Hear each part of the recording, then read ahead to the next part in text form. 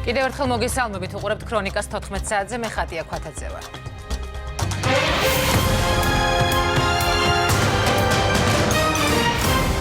ქართულმა ოცნებამ მერობის შუალედური არჩევნებისათვის კანდიდატები დაასახელა. პარლამენტის ახალი რეგლამენტის ძალაში შესვლიდან დეპუტატები 100 დღეს აჯამებენ.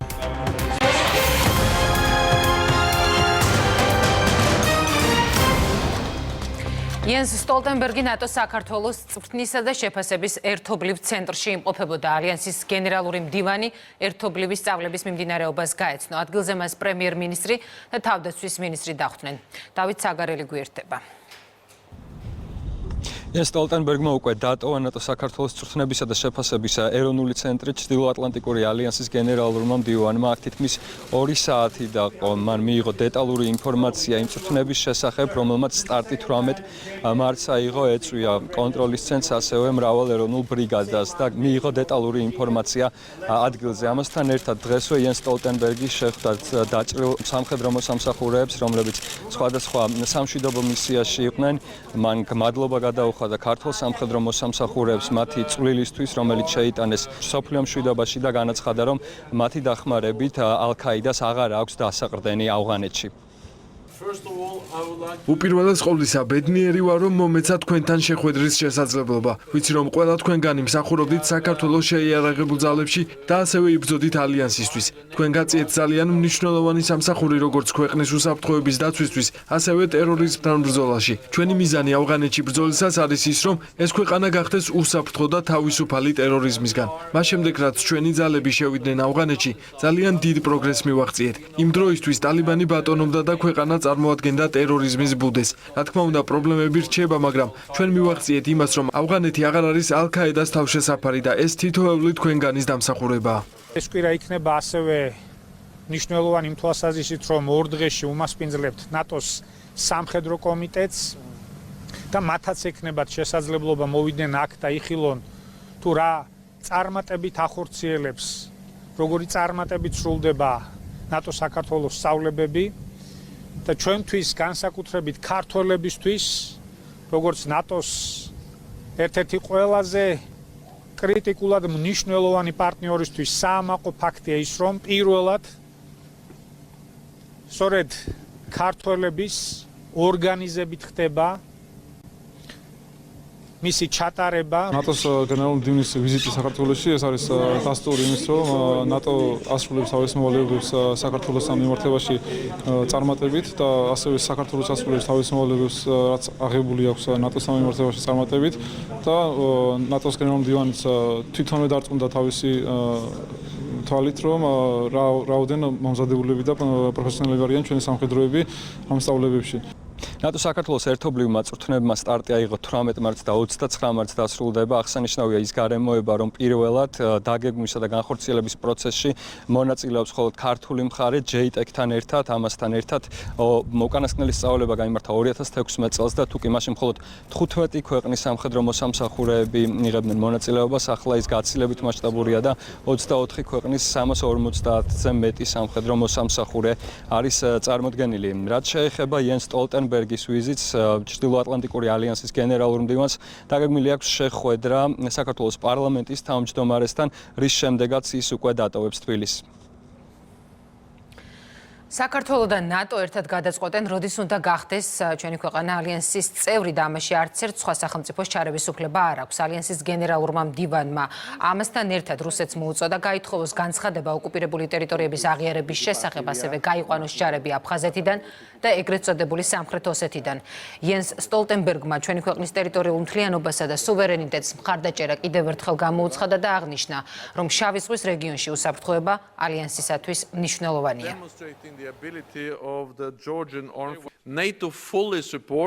ჩვენ მხარს უჭერთ საქართველოს ტერიტორიულ მთლიანობას და სუვერენიტეტს საერთაშორისოდ აღიარებულ საზღვრებში. რუსეთს მოუწოდებთ, რომ გაიწვიოს აფხაზეთისა და სამხრეთ ოსეთის თავის დამოუკიდებელ სახელმწიფოთ აღიარების განცხადება და გაიყვანოს ჯარები.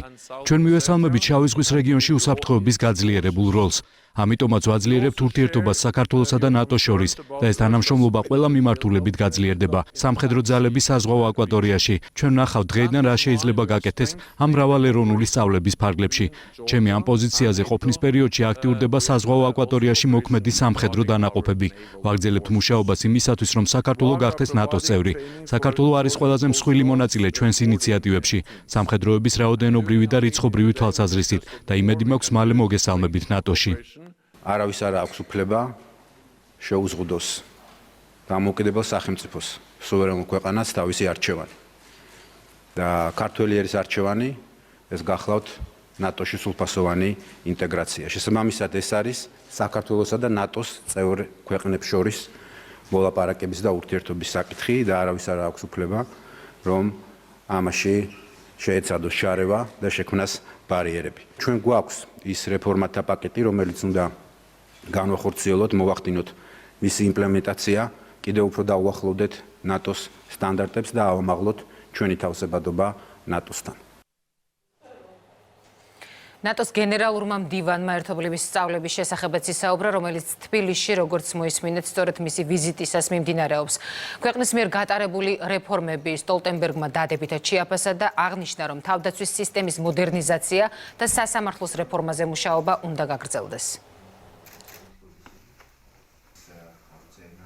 გასულ წელს ჩვენ ხაზი გაუსვით გადაწყვეტილება, რომელიც 2008 წელს იქნა მიღებული, რომ საქართველო აუცილებლად გახდება ნატოს წევრი. თქვენ ხართ არა წევრი, თუმცა ძალიან დიდი წვლილი შემტანი ჩვენ საქმიანობაში. თქვენ ახორციელებთ მტკიცე მხარდაჭერის პროგრამაში მონაწილეობას და ჩვენი რეაგირების ინიციატივებში აქტიურად მონაწილეობთ. ეს სწავლება ამ კვირის განმავლობაში ადასტურებს იმას, რომ ძლიერი თანამშრომლობა გვაქვს. საქართველომ დიდი წინსვლა განიცადა. მნიშვნელოვანი რეფორმების განხორციელების კვალობაზე გაძლიერდა პარლამენტის მიერ უსაფრთხოების ზედამხედველობის როლი, ასევე სასამართლო სისტემის მიმართულებით გაძლიერდა რეფორმების განხორციელება. იმედი მაქვს, რომ ამ მიმართულებით ძალისხმევა კვლავ გაგრძელდება მომავალში და კიდევ უფრო ეფექტური დაცვის ინსტიტუციები იარსებებს ქვეყანაში. მივესალმები იმას, რომ ვალდებულებად იკისრეთ მთლიანი შიდა პროდუქტის 2% გამოიყოს ბიუჯეტიდან თავდაცვის მიზნებისთვის. ამ თანხის 20% დაიხარჯება აპარატურასა და მოდერნიზაციაზე. ეს გააძლიერებს თქვენ სამხედრო ძალებს და რეგიონული უსაფრთხოების პროგრამაში მონაწილეობას. მოგიწოდებთ გააგრძელოთ ამ მიმართულებით მუშაობა და ყველა შესაძლებლობა გამოიყენოთ, რომ ალიანსში მკვეთრი როლი იქონიოთ და საბოლოო ჯამში გახდეთ ჩვენი წევრი. ბატონი გენერალური მდივნის ვიზიტი საქართველოში კიდევ ერთი ნათელი დასტურია იმისა, რომ ნატო მხარს უჭერს საქართველოს ალიანსში გაწევრიანებას და გვერდში უდგას ჩვენს ქვეყანას ამ პროცესში.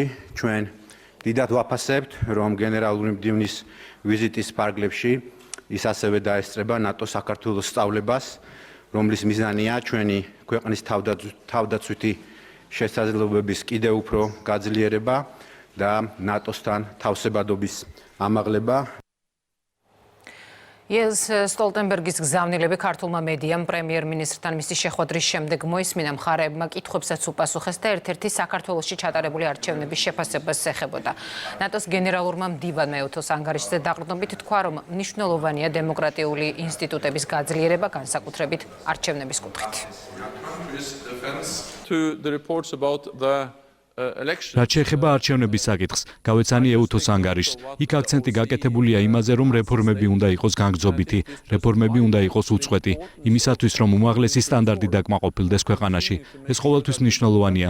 კარგია საქართველოსთვის, ნატოსა და ევროკავშირში ინტეგრაციის კუთხითაც კარგია. სურს ვიხილოთ კიდევ უფრო მეტი წინსვლა ამ რეფორმების ფარგლებში და გაძლიერდეს თქვენი დემოკრატიული ინსტიტუტები, განსაკუთრებით არჩევნების კუთხით. მთავრობის მეთაურის შემდეგ ნატოს გენერალური მდივანი საქართველოს პრეზიდენტს შეხვდა, როგორც სალომე ზურაბიშვილმა აღნიშნა, მისი მთავარი გზავნილი ოკუპირებული ტერიტორიების საკითხი იყო. პრეზიდენტის განცხადებით, მშვიდობიანი პოლიტიკა საქართველოს ძალა და გამარჯვების გზაა.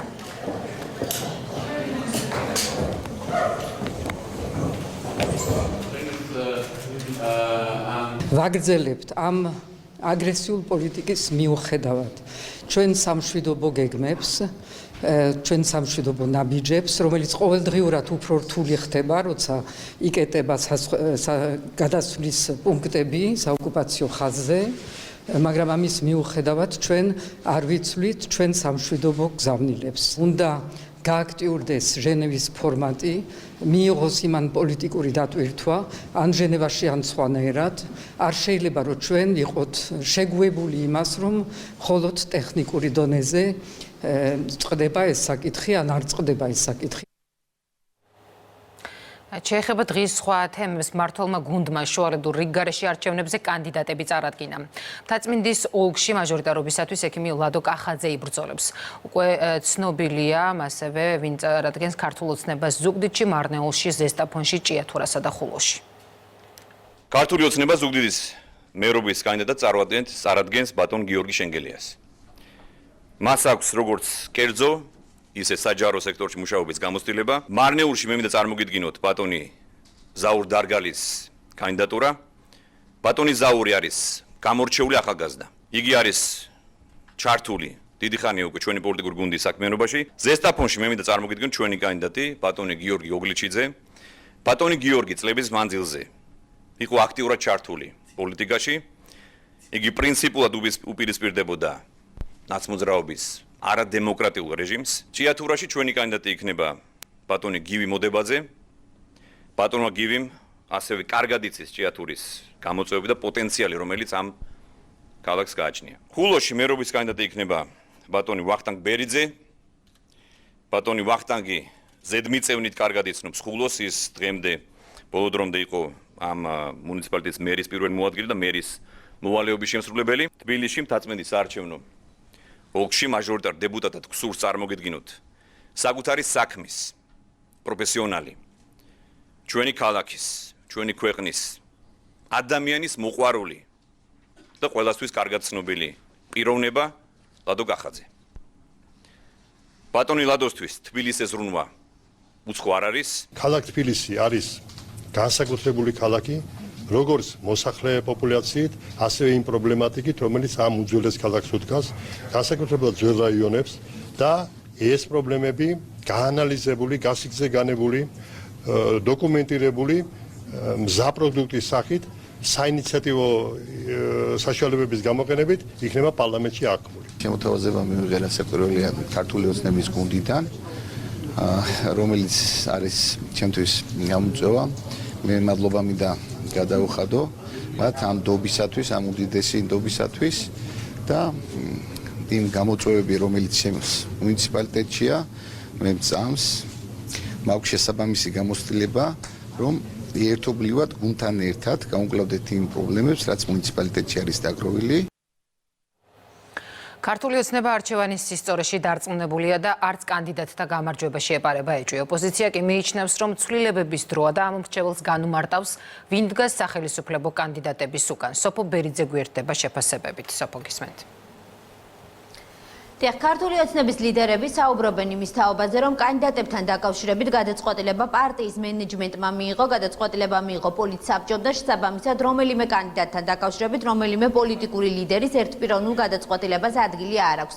მმართველი პარტიის წევრები საუბრობენ იმის თაობაზეც, რომ მათი კანდიდატები გამოირჩევიან პროფესიონალიზმით და ასევე დიდი გამოცდილებით და შესაბამისად ისინი დარწმუნებულები არიან, რომ მათ არ გაუჭირდებათ არჩევნებში წარმატების მოპოვება. არჩევნებში წარმატებაში დარწმუნებულები ოპოზიციური პარტიის წარმომადგენლები თუმცა ცხადია თავისი კანდიდატების შემთხვევაში მათ რამდენიმე არგუმენტი აქვთ, როდესაც ამ თემაზე საუბრობენ. ოპოზიციისათვის მნიშვნელოვანი არ არის არც ერთი სახელი და გვარი, რომელიც დღეს მმართველი პარტიის მხრიდან დასახელდა, რადგან ისინი საუბრობენ, რომ საზოგადოებამ კარგად იცის, რომ ამ სახელებისა და გვარების უკან დგას ქართული ოცნება და როგორც ოპოზიცია ამბობს, ქართული ოცნება მის მიერ შექმნილი პრობლემებით. სწორედ ამიტომ ოპოზიცია დარწმუნებულია, რომ მათი კანდიდატები შეძლებენ სწორედ შუალედურ არჩევნებში წარმატების მოპოვებას. რა სახელი და გვარიც არ უნდა არჩიოს ქართულმა ოცნებამ საკუთარ კანდიდატებად, დარწმუნებული ვარ ოპოზიციური კანდიდატების წარმატებაში, იმიტომ რომ საზოგადოებას ჭირდება ცვლილებები, ჭირდება უკეთესობა და ცვლილებების და უკეთესობის ერთადერთი გზა არის დღევანდელი ხელისუფლების მშვიდობიანი გზით დამარცხება და ჩამოშორება. თუ გავთვალისწინებთ იმ მდგომარეობას,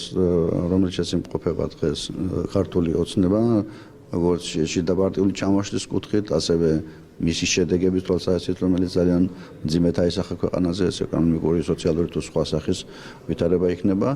რა თქმა უნდა, ოპოზიციას აქვს სერიოზული შანსი გამარჯვებისა ყველა ოლქში. ქონდა დღეს მშევლობა პოლიცსაბჭოს ფორმაში და საბოლოოდ დამტკიცდა 6-ვე კანდიდატი, როგორც მერობის კანდიდატები, ასევე თბილისის მაჟორიტარი დეპუტატობის კანდიდატი. დარწმუნებული ვართ, რომ ისინი დამაჯერებლად გაიმარჯვებენ ამ არჩევნებში. ისინი არიან საქმის პროფესიონალები, მათ უყვართ თავიანთი ქალაქი, სოფლები, რაიონები და შესაბამისად ისინი საუკეთესოდ გაუძღვებიან იმ საქმიანობას, რაც დაკავშირებულია მუნიციპალიტეტის განვითარებას და ბატონ ლადოს რაც შეეხება, მას ყველა კარგად იცნობს, მას წარდგენა რეალურად არ სჭირდება, დარწმუნებული ვართ, რომ ის გაამდიდრებს საქართველოს პარლამენტს. ეს არის პოლიცსაბჭოს ერთიანი გადაწყვეტილება შესაბამისად პარტიის. რაც შეეხება კონკრეტულად ვინ შეარჩია, ბევრი ადამიანი იყო ამაში ჩართული, მთლიანად მენეჯმენტი პარტიის, რომელიც იცით, რომ ბევრი ადამიანისგან შედგება, მათ შორის მდივნებისგან. ეს არის ჩვენი მოქალაქეების გადასაწყვეტი წარმოდგენილი კანდიდატებიდან, რომელი იქნება მათთვის საუკეთესო, თუმცა დარწმუნებული ვარ, რომ ძლიერი კანდიდატები იქნებიან და ძლიერ კონკურენციას გაუწევენ ნებისმიერ სხვას. შუალედური არჩევნები საქართველოს რამდენიმე ოლქში 19 მაისს გაიმართება, მათ შორის გახლავთ მთაწმინდის მაჟორიტარული ოლქი, სადაც მთაწმინდის მოსახლეობამ კიდევ ერთხელ უნდა აერჩიოს საკუთარი მაჟორიტარი უკვე საკანონმდებლო ორგანოში, როგორც ცნობილია, ამ დრომდე საქართველოს მოქმედი პრეზიდენტი სალომე ზურაბიშვილი იყო საქართველოს პარლამენტში მთაწმინდის მაჟორიტარი, ახლა ქართული ოცნების კანდიდატი ლადო კახაძე გახლავთ. გმადლობ სოფო ბერიძემ გაგვეცნო პოლიტიკური შეფასებები. სხდომებზე დეპუტატების დასწრების მაჩვენებელი 35%-ით გაიზარდა. ბოლო 100 დღეში პარლამენტმა 10 მინისტრს მოусმინა. ახალი რეგლამენტით მუშაობის შედეგები პარლამენტის თავმჯდომარემ და ვიცე-სპიკერმა წარადგინეს. სიახლე ახალ კონსტიტუციასთან ერთად გასული წლის დეკემბერში ამოქმედდა. პრეზენტაციას ევროკავშირისა და გაეროს ელჩებიც ესწრებოდნენ, ასევე ლევან ფოჩხუა, რომელიც პირდაპირ ეთერში განაგრძობს თემას. გისმენთ ლევან. ხათია, როგორც უკვე აღნიშნე, ღონისძიება გახსნეს საქართველოს პარლამენტის თავმჯდომარემ და ვიცე-სპიკერმა, როგორც ირაკლი კვებახიძე აცხადებს, მიუხედავად იმისა, რომ ახალი რეგლამენტის ამოქმედებიდან არც თუ ისე დიდი დრო არის გასული 100 დღე, ხელშესახები არის უკვე ის შედეგები, რომელიც მოიტანა ახალმა რეგლამენტმა. ერთ-ერთი მნიშვნელოვანი სიახლე, რომელსაც პარლამენტის თავმჯდომარე ასახელებს, ეს გახლავთ სწორედ მინისტრის საათი და როგორც ირაკლი კვებახიძე აცხადებს, ბოლო 5 სასესიო კვირის განმავლობაში მოусმინეს 5 მინისტრს, აქედან 2 მინისტრი პარლამენტში გამოცხადდა განმეორებით და საერთო ჯამში დეპუტატების შეკითხვებს 10-ჯერ უპასუხეს მინისტრთა კაბინეტის წევრებმა. ასევე მნიშვნელოვანი სიახლე არის, როგორც ირაკლი კვებახიძე აცხადებს, ის, რომ თავად პარლამენტის თავმჯდომარე წარსდგება ყოველწლიური მოხსენებით დეპუტატების წინაშე, ახალი რეგლამენტის გათვალისწინებით უკვე მოусმინეს საქართველოს პრეზიდენტს და ამავე ფორმატში იგეგმება საქართველოს პრემიერ-მინისტრის ყოველწლიური ანგარიშის მოსმენაც და კიდევ ერთი მნიშვნელოვანი სიახლე, რომელზეც ამახვილებს ყურადღებას საქართველოს პარლამენტის თავმჯდომარე არის ის, რომ პარლამენტის ადგილსამყოფელად ახალი რეგლამენტის გათვალისწინებით განისაზღვრა ისევ დედაქალაქი და სწორედ საკანონმდებლო ორგანომ ქუთაისიდან თბილისში გადმოინაცვლა.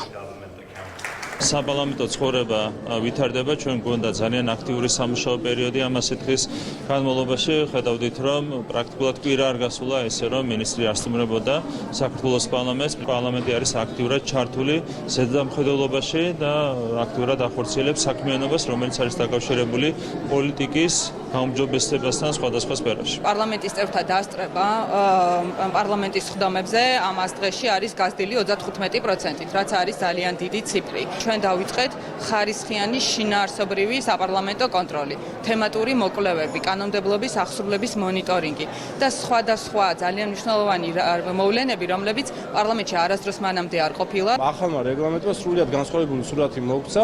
მე ვფიქრობ, რომ ეს თვალსაჩინო არის ასევე საზოგადოებისთვისაც, რაც გამოიხატება იმაში, ხშირ მონაწილეობაში საპარლამენტო საქმიანობაში მთავრობის წევრების მხრიდან.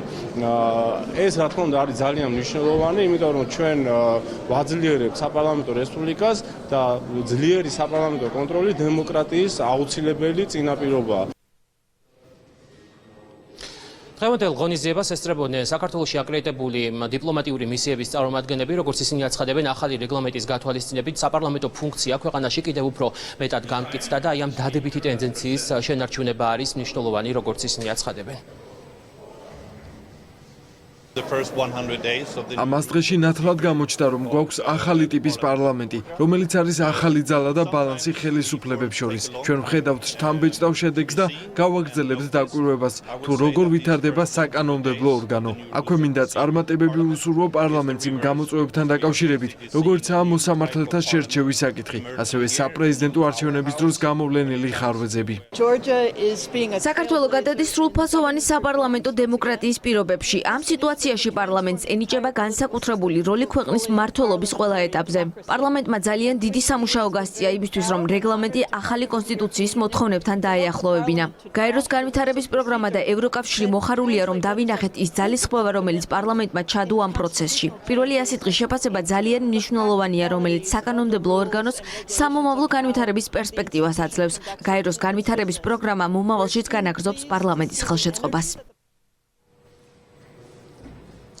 კიდევ ერთი სიახლე, რომელსაც პარლამენტის ახალი რეგლამენტი ითვალისწინებს, ეს გახლავთ პარლამენტის კვლევითი ცენტრის ჩამოყალიბება, რომელიც ძალაში უკვე უნდა შევიდეს 1 აპრილიდან და კიდევ ერთი ინფორმაცია დღევანდელ ღონისძიებაზე მოწვეულები იყვნენ საპარლამენტო ოპოზიციის წარმომადგენლები, თუმცა ისინი დღეს აქ არ გამოჩენილან. მადლობა, ეს ლევან ფოჩხუა იყო. სმიტების მკვლელობის საქმეზე ნაფიც მსაჯულთა ვერდიქტი სავარაუდოდ დღეს გახდება ცნობილი. დაცვისა და ბრალდების მხარეები საბოლოო დასკვნითი სიტყვით წარსდგებიან მოსამართლის წინაშე.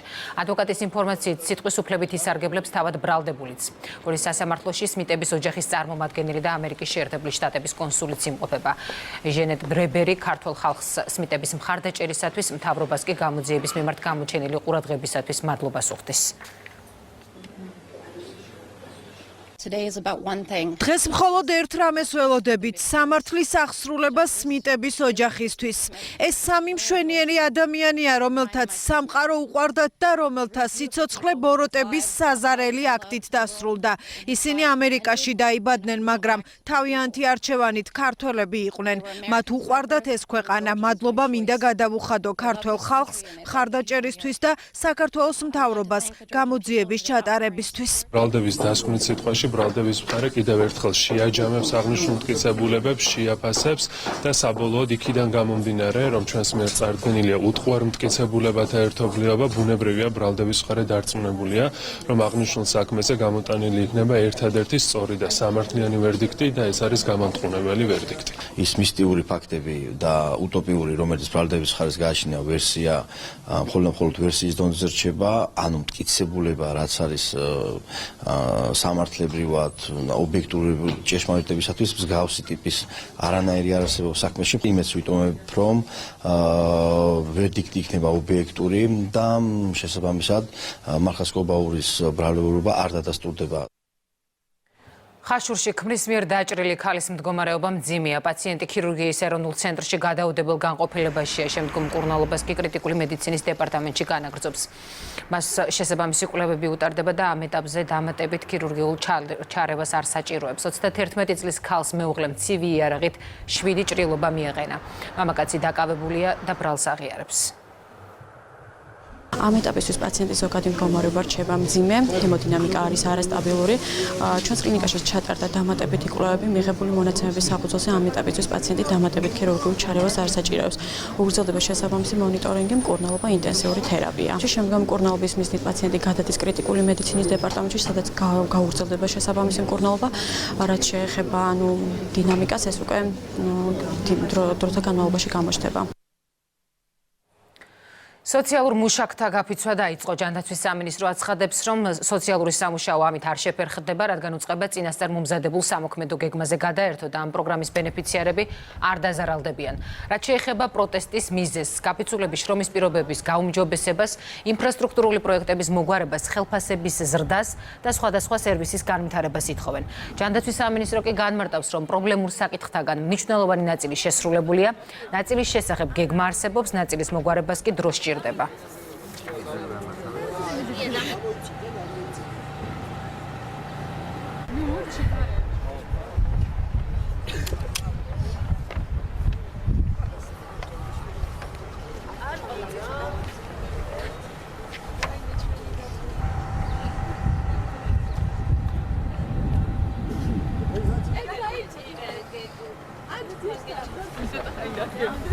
I know.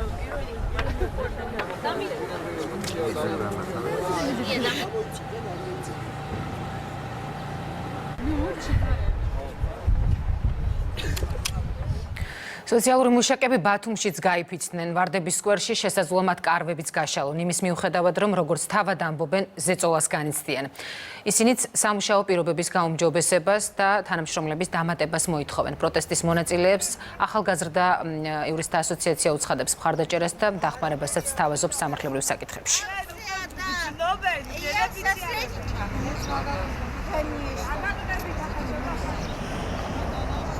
ჩვენ ვიფიცებით, იმიტომ რომ არა გვაქვს ადამიანური რესურსი, არა გვაქვს მომსახურება, არის კატასტროფულად მძიმე მდგომარეობა, ვინაიდან სისტემა ჩამოიშალა და ვართ კრიტიკულ მდგომარეობაში, ამიტომ ვამბობთ, რომ ჩვენს უკან დგას ყველაზე მოწყვლადი ადამიანები და მინდა ვუთხრათ ჩემს დამსაქმებელს, რომ თუ კი მას გული შეტკივა ამ ადამიანების მიმართ, მაშინ ჩვენ უნდა გაგვაძლიეროს, უნდა დაგვიმატოს სოციალური მუშაკები და უნდა გააძლიეროს მომსახურებები, რომელიც არ აქვს და ვმუშაობთ ცარიელი ხელებით. და ჩვენ არ გვინდა გავხდეთ დამნაშავეები. ჩვენი ინტერესი ერთადერთი რაც არის, დაუცველი ბავშვების და ოჯახში ძალადობი მსხვერპლი ადამიანების თანადგომა და გვერდზე დგომა მათთან, რაც ჩვენ პრაქტიკულად ვერანაირად ვერ ვახერხებთ, იმიტომ რომ არ გაგვაჩნია არანაირი რესურსი, მით უმეტეს რეგიონებს. ხელმძღვანელმა დამიბარ და გამომიცხადა, რომ მე ვერ წავიდოდი აღნიშნულზე, ვერ გავიდოდი, ვერ გავაპროტესტებდი, იმიტომ რომ უნდა ყოფილიყავი სამსახურში და სანაცვლოდ მე დავკარგავდი ამ სამსახურს, თანაც ისე დავკარგავდი, რომ ვერსად ვეღარავინ ვერ აღმადგენდა და სახელმწიფო მე და ჩემ შვილებს გადაგვივლიდა და გაგვრთელავდა. თამაზ გულაშვილთან მე უკანასკნელი 1 თვის განმავლობაში არავითარი კომუნიკაცია არ მქონია. თუ არ ყავთ მუხარა ეს მესე? არავითარი კომუნიკაცია არ მქონია და მსგავსი რამ არის თითიდან გამოწვეული. მე გარწმუნებთ ამაზე მე მექნება სათანადო რეაგირება. ნებისმიერ ადამიანი ცდილობს, რომ თანამშრომლებს არ კონდეს საფუძველი იმისა, რომ გაიფიცოს. როგორც ხელმძღვანელი მე ვალდებულიც ვარ, რომ ისინი ჩავანაცვლო ან კიდე ჩემით, ან კიდე ნებისმიერი სხვა კომპეტენტური თანამშრომლით, რომელიც ბენეფიციარს არ შეუქმნის პრობლემას. თავარი ამოცანა არის ის, რომ იმ მოსარგებლეებს სოციალური პროგრამებით არ შეექმნათ შეფერხება. ამაზე ჯანდაცვის სამინისტროს ძალიან დეტალური სამოქმედო გეგმა აქვს შემუშავებული, რომელიც დღეს უკვე შევიდა ძალაში და ყველას ვარწმუნებ, რომ არც ერთ მოსარგებლეს ამ სოციალური პროგრამებისას შეფერხება არ შეექმნება. ეროვნულ ქრისტიანული მოძრაობის ლიდერი გიორგი ანდრიაძე მთაწმინდის შუალედურ არჩევნებში მაჟორიტარ კანდიდატად დარეგისტრირდა. როგორც თავად ამბობს, საზოგადოებას ახალი ძალა სჭირდება და ეს წინა არჩევნებმა დაადასტურა.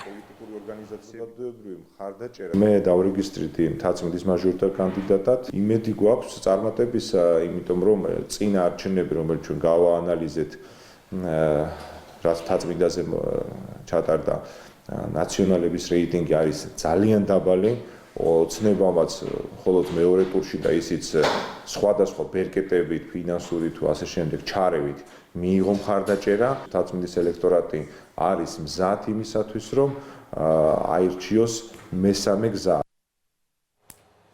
მესამე სექტორი ვენეციის კომისიას სასამართლო სისტემაში არსებული პრობლემების შესახებ წერს. 39 არასამთავრობო ორგანიზაცია EUTOS დემოკრატიული ინსტიტუტებისა და ადამიანის უფლებების ბიუროსაც მიმართავს და განმარტავს, რომ ხელისუფლების ამ შტოში მწვავე კრიზისია, რაც მათი შეფასებით წლების განმავლობაში წარუმატებლად გატარებული რეფორმების შედეგია. კოალიციას დამოუკიდებელი და გამჭვირვალე მართლმსაჯულებისათვის მიაჩნია, რომ პარლამენტის თავმჯდომარის ინიცირებული კანონპროექტი და უზენაესი სასამართლოს კანდიდატთა წარმოდგენილი პროცედურის თანახმად დასახელება სასამართლო ხელისუფლებისათვის საზიანო იქნება. მესამე სექტორის ამ მიმართვის მიზანია ვენეციის კომისიამ ქართული ოცნების მიერ წარდგენილი კანონპროექტის გაცნობისას მათ მიერ გაგზავნილი ეს ინფორმაციაც გაითვალისწინოს.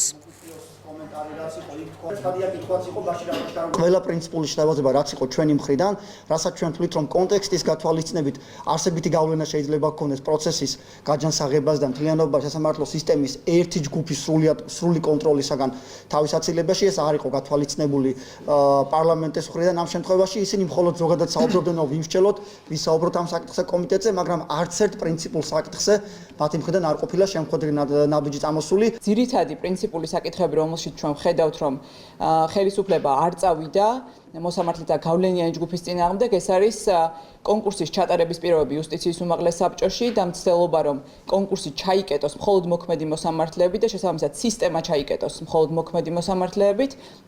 და ამას უკავშირდება სწორედ გამოცდის საგამოცდო კომპონენტის შემოტანა, რომელიც არასდროს არ ყოფილა ვალდებულება უზენაეს სასამართლოს მოსამართლისთვის. არჩევნების პროპორციული სისტემის ჩატარების მოთხოვნასთან დაკავშირებით ევროპული საქართველოს თავისუფალი დემოკრატების ბლოკის წევრები ხელმოწერებს ერთობლივად აგროვებენ. ელენე ხოშტარია და ნინო გოგუაძე მოსახლეობას წყნეთში შეხვდნენ. ბლოკის წარმომადგენლებმა ადგილობრივებს პროპორციული სისტემის მნიშვნელობა განუმარტეს. ეს არ არის პარტიული ინტერესი, ეს არის ისტორიული ამოცანა, რომელიც დღეს ჭირდება ქვეყანას იმისთვის, რომ არასდროს არ ჩავარდეს ჩვენი ქვეყანა ერთი ადამიანის ან ერთი ჯგუფის ხელში და ძალაუფლება იყოს დაბალანსებული, ძალაუფლება იყოს ისეთი, რომელიც ერთმანეთს აკონტროლებს და შესაბამისად მოუწევს ყველას მერე ხალხზე ზრუნვა. შეხვედრა ჰქონდა ჩვენს მოსახლეობასთან, ადამიანებთან, რომლებსაც ვუხსნით თუ რა მნიშვნელობა აქვს პროპორციულ არჩევნებზე გადასვლას და როგორ არის დაკავშირებული აი ესეთი არჩევნების ის ჩატარება, როდესაც არცეთ ძალას არ ექნება საშუალება მიიღოს უფრო მეტი ხმა, ვიდრე მას მოსახლეობა მისცა. ფოთის აგრარული ბაზრის მოვაჭრეებმა გზა გადაკეტეს. პროტესტის მიზეზი ადმინისტრაციის მიერ ფრინველის რეალიზების აკრძალვაა და საქმებულთა განცხადებით მათ ადგილის დატოვება ისე მოსთხოვეს, რომ ალტერნატივა არ შეუთავაზებიათ.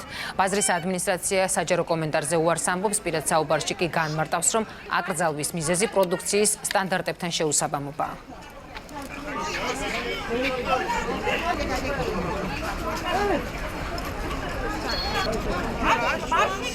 გვისვარკეს კარები გვეუბნებიან გადით და შემოთავაზება ჩვენ არ გვაქვს. ჩვენი მოთხოვნა იქნება რომ აღდგომამდე რამეფრად ვიყოთ აქანი, მე ისევლე მოვილაპარაკოთ რაც ალტერნატიული ელემენტარული გამოგვიძებნონ, იქ გავჩერდებით და ისევლე როგორ გაკეთდება რემონტი მოვრუნდეთ უკან. სადაც გინდათ იქ წადითო, თუ გინდაო ცოტნე ძეგლთან კრუგში შემოჯეკითო იქ ცენტრში. ხვალდაზე თუ არ გამოვიდა არაფერი ამ ჩვენი ბრძოლისგან, კიდევ ეცდებით რაღაცას ისე არ გავჩერდებით.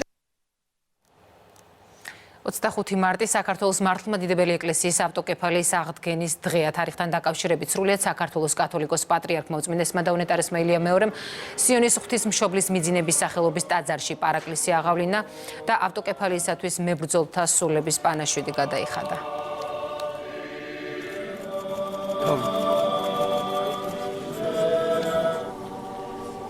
ეს არის განსაკუთრებული დღე ისტორიული, რომელიც აღემატება ისტორიულ ფაქტს. შევთხოვთ უფალს, რომ ავტოკეფალია სუფევდეს საქართველოში. ავტოკეფალია რომ ყოფილიყო.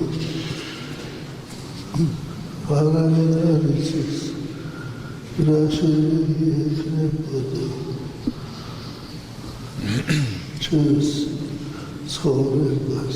საქართველოს ეკლესიის ავტოკეფალიის აღდგენა წინ უსწრებდა საქართველოს სახელმწიფო დამოუკიდებლობას და ამითი ყველაფერი ნათქვამი არის, რომ ეს რო არ ყოფილიყო, ეს უმნიშვნელოვანესი გადაწყვეტილება არ ვიცით როგორი იქნებოდა და როდის იქნებოდა საქართველოს დამოუკიდებლობა და საქართველოს სახელმწიფო მუდამ თავის ეკლესიის სიძლიერეს მიყვებოდა. როცა ეკლესია ძლიერი იყო, მაშინ იყო ძლიერი სახელმწიფო და ამდენად ეს დღე არის ძალიან მნიშვნელოვანი. საქართველოს ეკლესიის ავტოკეფალიის აღდგენის დღე პირველად ეს მე-5 საუკუნეში მოხდა, თუმცა მერე დაკარგა საქართველოს ეკლესიამ და 1 საუკუნეს წინ აღედგინა. პატრიარქმა თავის ქადაგებაში განაცხადა, რომ ეს არის ერთ-ერთი უმნიშვნელოვანესი და რთულია, ვერავინ ვერ იტყვის იმას, რამდენად ცუდად შეიძლებოდა განვითარებულიყო მოვლენები, ეს რომ არ მომხდარიყო.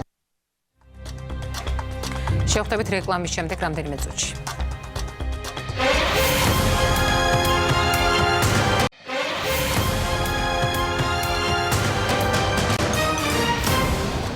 მოგყურებთ ქრონიკას 14 საათზე გამოშვებას უცხოეთის სიახლეებით განვაგრძობთ.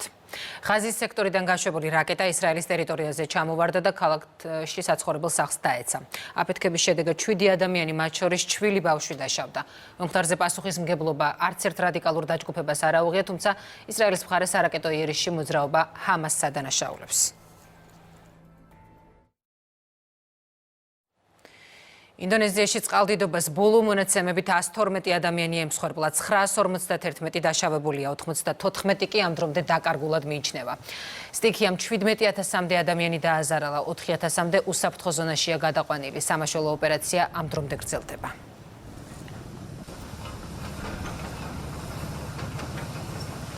ვენესუელაში ორი რუსული სამხედრო თვითმფრინავი ჩაფრინდა. სააგენტო როიტერსის ცნობით ხომალდების ბორტზე 100-მდე რუსი სამხედრო იმყოფებოდა. მათ კარაკასში 35 ტონა ჰუმანიტარული ტვირთი ჩაიტანეს. ამავე ინფორმაციით თვითმფრინავები ვენესუელაში რუსეთიდან არ ჩაფრენილა. მათ რეისი სირიის ქალაქ ლატაკიაში მდებარე რუსული სამხედრო ბაზიდან შეასრულეს.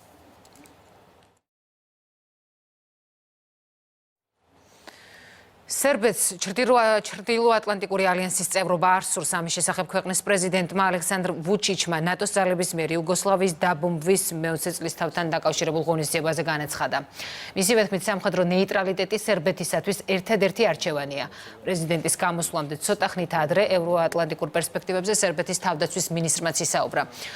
ალექსანდრ ვულინის განცხადებით, სერბეთი ალიანსის წევრი არასდროს გახდება.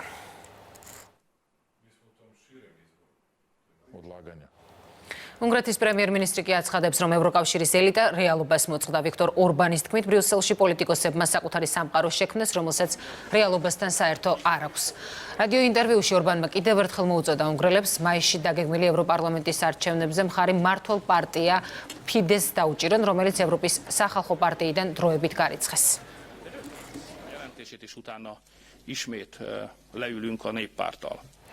პრინცი ჩარლზი მეუღლესთან ერთად კუბას სტუმრობს. ისტორიული ვიზიტი თავისუფლების კუნძულზე კარიბის აუზის ქვეყნებში მოგზაურობის ფარგლებში შედგა.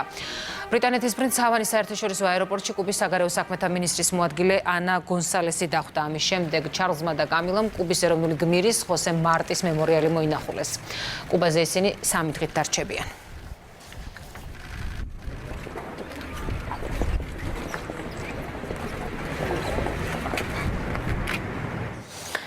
თავო სპორტი საქართველოს ფუტსალის 19 წლამდე ნაკრების ევროპის ჩემპიონატის შესარჩევი ეტაპის მეინ რაუნდი წარუმატებლად დაიწყო. ქართველმა ფეხბურთელებმა უნგრეთთან 2-5 წააგეს. მასპინძელთა შემადგენლობაში ბურთები გეგა კოშაძემ და დაჩი ჩადუნელმა გაიტანეს.